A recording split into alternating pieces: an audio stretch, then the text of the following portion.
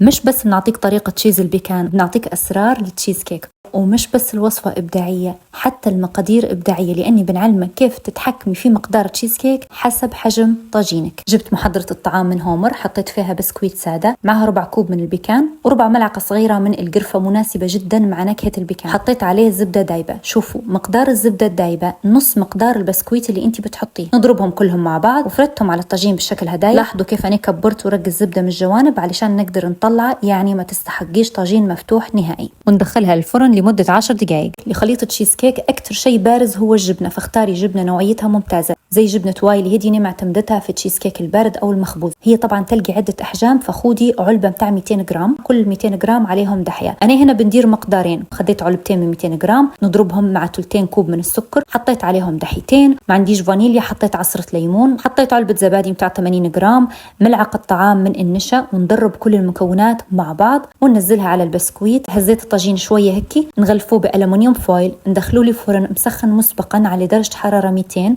من فوق ومن تحت مع تشغيل المروحة. حطيتها في الرفل من النص. مهم في التشيز كيك انه يكون فيه بخار علشان ما تتشققش عندنا الكيكة. فحطيت انا هنا طاجين تاني، حطيت فيهم مية ساخنة ونسكرها ونخليها لحد ما تطيب، تاخذ تقريبا نص ساعة، ساعة إلا ربع. نطفي الفرن ونخلي التشيز كيك في الفرن والفرن نطفي عليه علشان ما يهبطش عندي. بعدين نغطيه ونخليه في الثلاجة.